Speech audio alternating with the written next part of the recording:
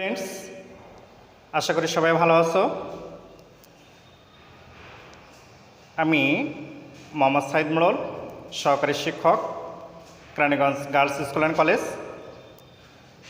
আবারও অনলাইন ক্লাসে তোমাদেরকে স্বাগতম। গত ক্লাসে আমরা চেঞ্জিং সেন্টেন্সের 5টি নিয়ম নিয়ে আলোচনা করেছিলাম। তো তারই ধারাবাহিকতায় পরবর্তী যে নিয়মগুলো আছে এগুলো নিয়ে আলোচনা করার চেষ্টা করব। তো শুরুতে আমরা দেখে নিই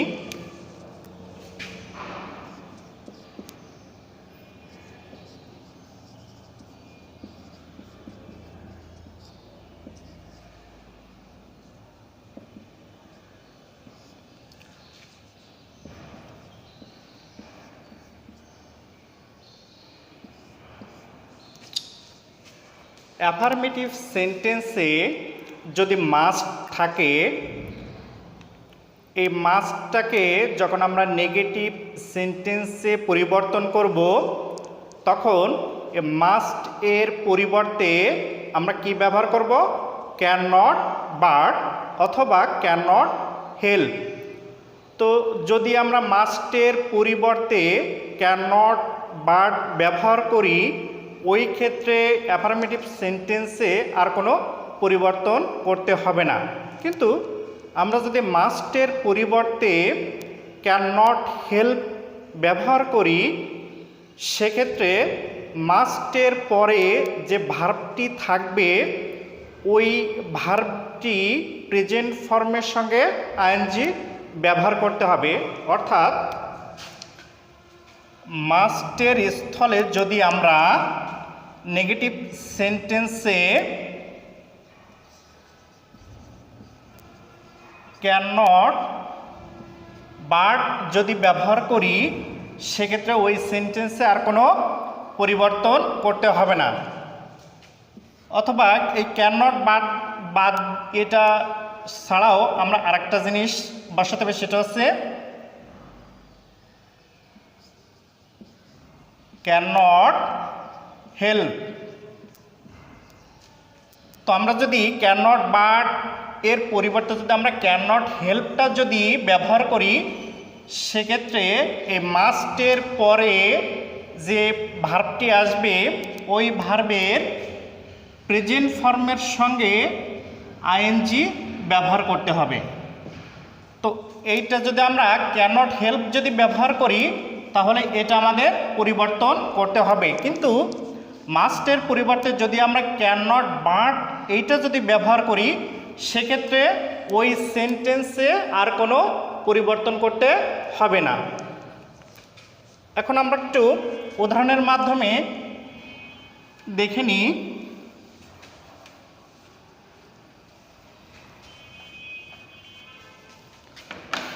যেমন অ্যাফার্মেটিভ সেন্টেন্স আছে, দেখো, উই মাস্ট ডাই, অর্থাৎ আমাদেরকে অবশ্যই মরতে হবে। তো অ্যাফার্মেটিভ সেন্টেন্সে কি আছে? মাস্ট। তো আমরা যখন এই মাস্ট যুক্ত অ্যাফার্মেটিভ সেন্টেন্সকে যখন আমরা নেগেটিভ সেন্টেন্সে পরিবর্তন করব, এই মাস্টের স্থলে বা মাস্টের পরিবর্তে শুধুমাত্র কি ব্যবহার করতে হবে? ক্যান নট, বাট আরেকটা বলছিলাম কি? Can not help. তা আমরা এই ক্যান নট, বাটটা দিয়ে আগে উদাহরণটা দেখে নিই। উই, এই মাস্টের স্থলে আসবে শুধু ক্যান নট, বাট ডাই, অর্থাৎ আমরা না মরে পারি না। তো এটা শুধুমাত্র মাস্ট যুক্ত থাকলে শুধু ক্যান নট, বাট এটা ব্যবহার করলেই হবে, এই সেন্টেন্সে আর কোনো পরিবর্তন করতে হবে না। তো আমরা আরেকটা উদাহরণ দেখে নিই এবার, যে মাস্ট থাকলে আরেকটা কি ছিল? Can not help.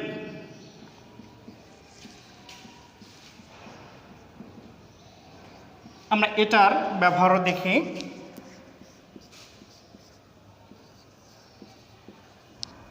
You must obey your parents. এই ওবে অর্থ হচ্ছে মান্য করা, তোমার পিতামাতাদেরকে তুমি অবশ্যই মান্য করবে। তো এইখানে দেখো এই মাস্ট আছে, এই মাস্টের পরিবর্তে আমরা কি ব্যবহার করতে পারি? Can not help. এবং আমি আগেই বলেছিলাম যে এই মাস্টের পরে যে ভার্বটি আছে ওবে, এবং আমরা যদি এই ক্যান নট হেল্পটা যদি ব্যবহার করি তো এরপরে যে ভার্বটা আছে ওবে মান্য করা, এই ভার্বের প্রেজেন্ট ফর্মের সঙ্গে আইএনজি ব্যবহার করতে হবে। অর্থাৎ এরপরে যে ভার্বটা বসবে যখন ওবে, এর সঙ্গে আইএনজিটা ব্যবহার করতে হবে। এবার দেখো এটা তোমরা অনেকেই হয়তো করছো এখন। You can not help obeying your parents. তো দেখো এখানে এই মাস্টের জন্য কি আসছে? ক্যান নট হেল্প, এবং এই ক্যান নট হেল্পের পরে যে ভার্বটা আছে ওবে, এই ভার্বের প্রেজেন্ট ফর্মের সঙ্গে আইএনজি ব্যবহৃত হয়েছে। তো এই মাস্টের দুইটা ব্যবহার করতে পারি, একটা হচ্ছে ক্যান নট বাট এবং দ্বিতীয়টা হচ্ছে can not help.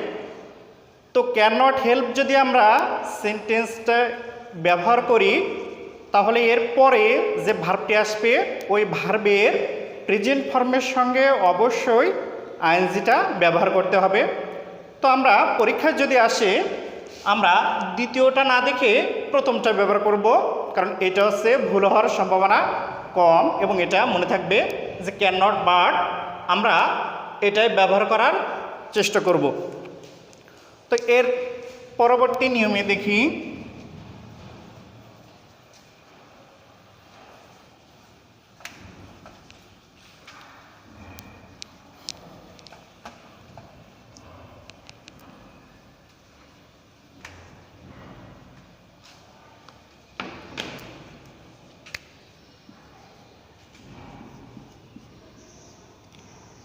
as soon as, তো অ্যাফার্মেটিভ সেন্টেন্সে যদি as soon as থাকে, এই as soon as যুক্ত অ্যাফার্মেটিভ সেন্টেন্সটি যখন আমরা নেগেটিভ সেন্টেন্সে পরিবর্তন করব তখন এই as soon as এর পরিবর্তে সেন্টেন্সের শুরুতে আমরা no sooner had ব্যবহার করব, এবং এই as soon as সেন্টেন্সে দ্বিতীয় আরেকটি সাবজেক্ট থাকবে। তো ওই দ্বিতীয় সাবজেক্টের পূর্বেই আমরা এই দ্যানটা ব্যবহার করব, এই ছাড়া ওই সেন্টেন্সে আর কোনো পরিবর্তন করতে হবে না। তো আমরা একটু উদাহরণটা দেখি।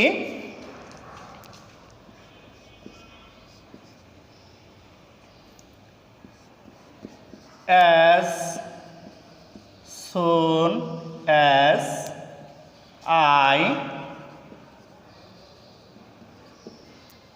I arrived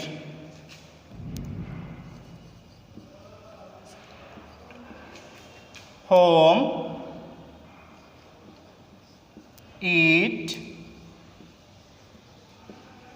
began to rain। তো এখানে দেখো অ্যাফার্মেটিভ সেন্টেন্সে as soon as আছে, তো যখন আমরা নেগেটিভ করব তখন as soon as এর জায়গায় এর পরিবর্তে আমরা কি ব্যবহার করব? no sooner had।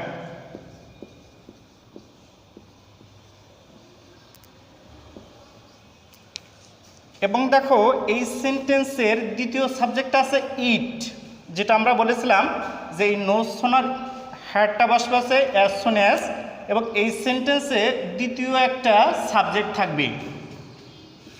এই দ্বিতীয় সাবজেক্টের পূর্বে বা দ্বিতীয় সাবজেক্টের আগে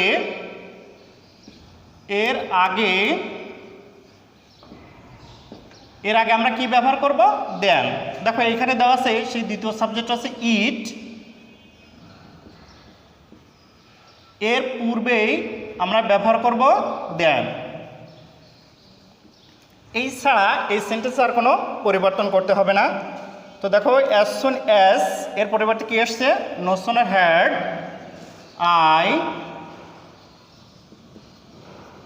arrived home then it began to rain.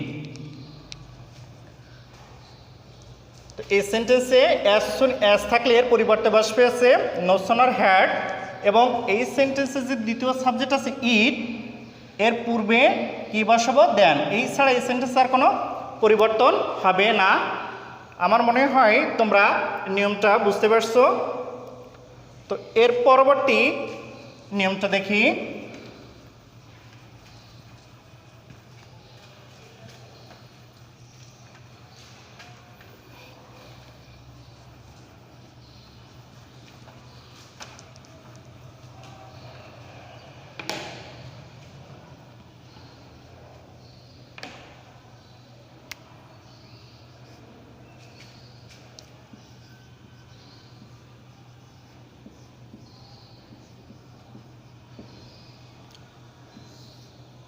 Affirmative সেন্টেন্সে যদি ওয়ানলি অথবা অ্যালোন থাকে, তো এই ওয়ানলি অথবা অ্যালোনযুক্ত অ্যাফার্মেটিভ সেন্টেন্সে যখন আমরা নেগেটিভে পরিবর্তন করব,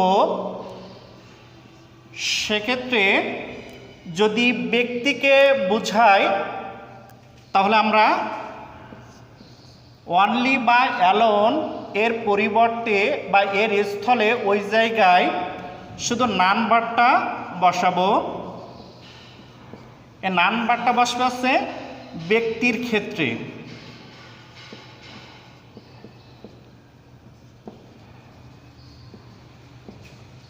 যদি এই ওয়ানলি বা অ্যালোন বস্তুকে যদি বোঝায়, সেক্ষেত্রে আমরা কি ব্যবহার করব?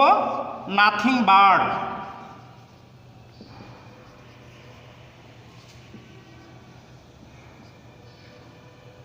নাথিং বাটটা বসবে আছে বস্তুর ক্ষেত্রে।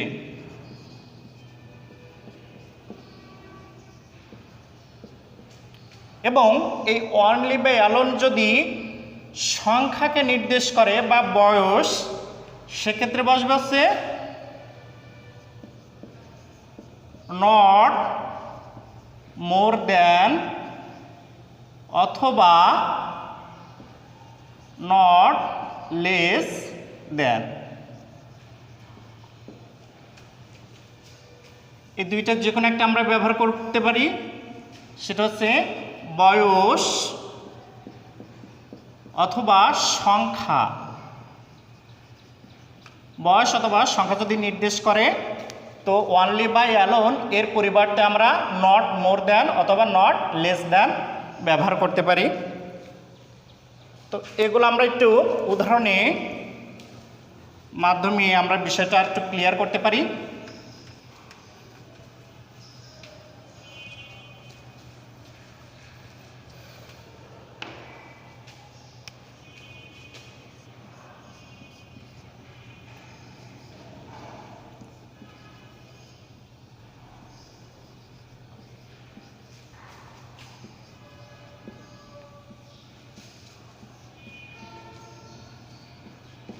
Only God can help us, শুধুমাত্র গড বা ঈশ্বর বা আল্লাহ যেটাই বলো না কেন, তো শুধুমাত্র গডই আমাদেরকে সাহায্য করতে পারে।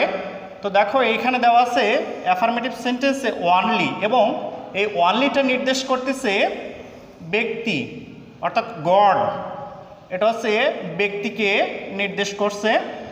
তো এখন আমরা এই অনলি এর পরিবর্তে যেহেতু এটা ব্যক্তিকে নির্দেশ করছে এজন্য এর পরিবর্তে এখানে কি বসবে নান বার্ড এবং শুধু এই নান বার্ড ছাড়া এই সেন্টেন্সে আর কোনো পরিবর্তন হবে না।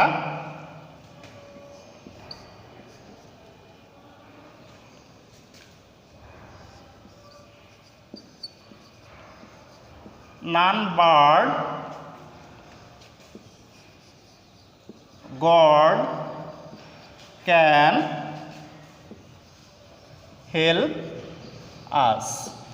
তো এখানে একটা তথ্য তোমাদের জানিয়ে রাখি, এই অনলিটা যদি সেন্টেন্সের মিডলে থাকে অথবা সেন্টেন্সের শেষে যদি থাকে তো এই নাম্বারটা সবসময় সেন্টেন্সের প্রথমে লিখতে হবে। অর্থাৎ অনলিটা যদি মিডলে থাকে এই মিডলে নাম্বার লিখলে হবে না, কারণ এটা হচ্ছে ব্যক্তির ক্ষেত্রে যদি বোঝায় তাহলে তোমাকে অবশ্যই সেন্টেন্সে প্রথমে বসাতে হবে। অথবা এই অনলি বা অ্যালন যদি সেন্টেন্সের শেষেও থাকে যদি ব্যক্তিকে নির্দেশ করে তাহলেও তোমাকে এই নাম্বারটা সেন্টেন্সে প্রথমে বসাতে হবে। ঠিক আছে,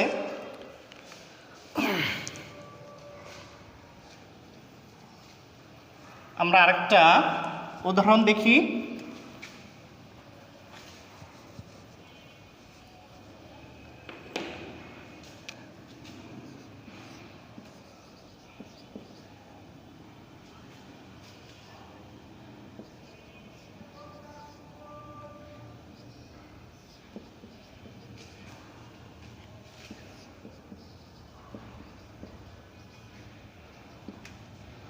I have only a few friends. তো দেখো এখানে কি দেওয়া আছে, ফ্রেন্ডস দেওয়া আছে। তো এই ফ্রেন্ডস এটা হচ্ছে কাকে নির্দেশ করছে, ব্যক্তিকে নির্দেশ করছে। অতএব এই অনলিটার পরিবর্তে আমরা কি বসাবো,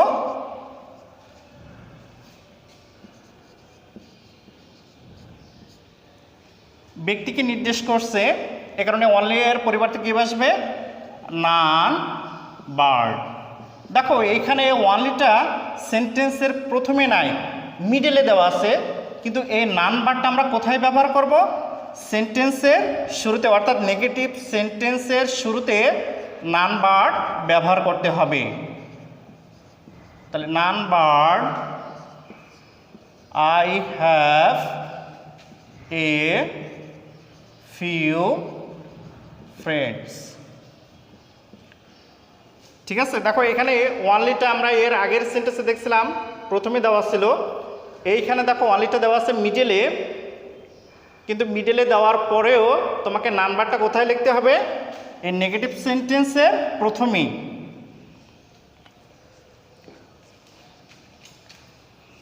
আমরা আরও কিছু উদাহরণ দেখব।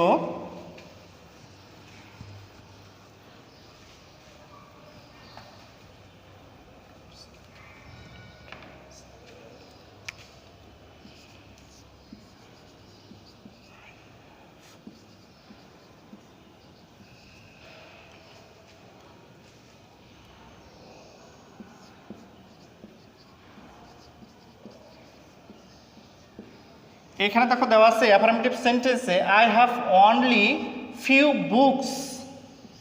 তো বুকসটা এটা হচ্ছে বস্তু,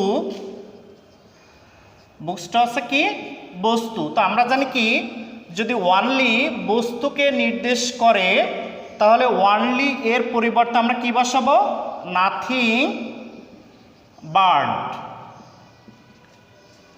এই অনলি এর পরিবর্তে শুধু নাথিং বার্ড ছাড়া এই অ্যাফার্মেটিভ সেন্টেন্সের আর কোনো পরিবর্তন হবে না। অলরেডি তোমরা অনেকে এটা করে ফেলছো, তারপরে এটা আমরা একটু দেখি। I have nothing bird few books. Only এর পরিবর্তে শুধুমাত্র নাথিং বাটটাই চেঞ্জ হবে, এই ছাড়া এই সেন্টেন্স আর কোনো পরিবর্তন হবে না।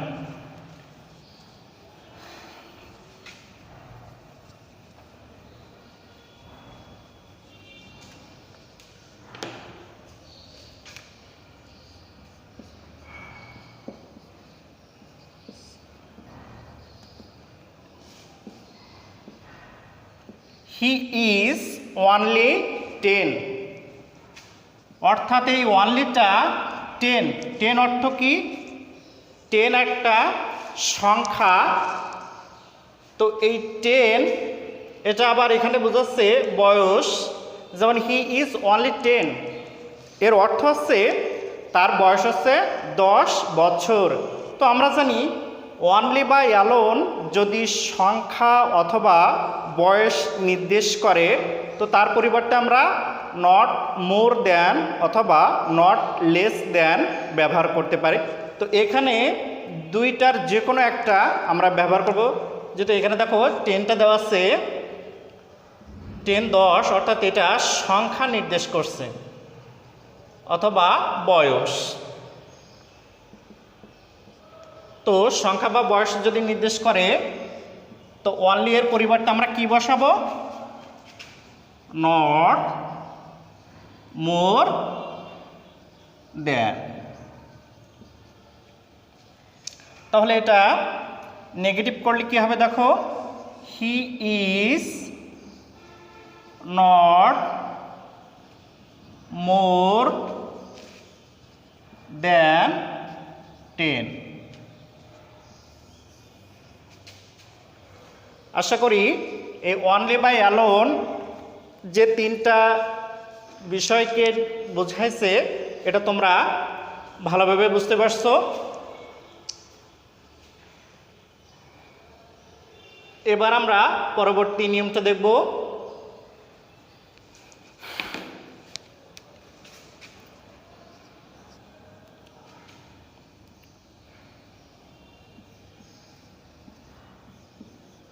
both ...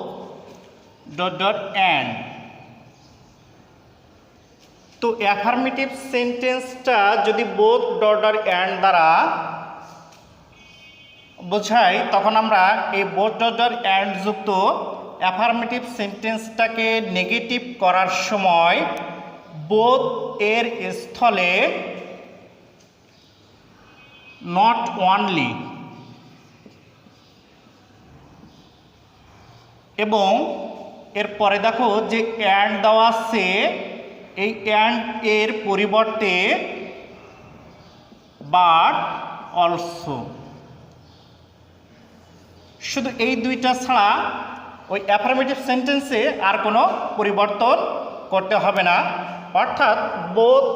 অ্যান্ড যুক্ত অ্যাফার্মেটিভ সেন্টেন্সটা যতক্ষণ আমরা নেগেটিভ পরিবর্তন করব, তখন প্রথমে যে বোথটা দেওয়া আছে এর স্থলে বা এর পরিবর্তে শুধুমাত্র নট অনলিটা ব্যবহার করব বা নট অনলিটাই বসবে, এবং পরবর্তী যে অ্যান্ড আছে এই অ্যান্ডের পরিবর্তে শুধু কি বসবে? But also.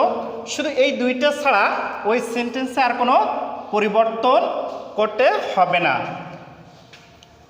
আমরা উদাহরণের মাধ্যমে দেখতে পাই।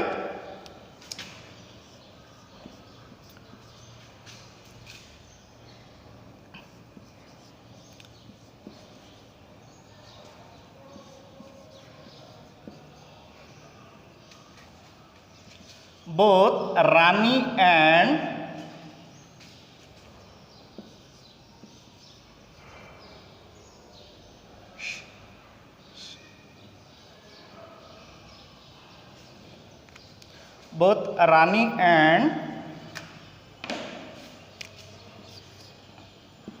Jasmine can do it। তো দেখো প্রথমে দেওয়া আছে কি? বোথ। তো এই বোথ এর পরিবর্তে আমরা নেগেটিভে কি ব্যবহার করব? Not only. নট অনলি রানী এবং পরে দেখো অ্যান্ড আছে, এই অ্যান্ডের পরিবর্তে কি বসবে? But also.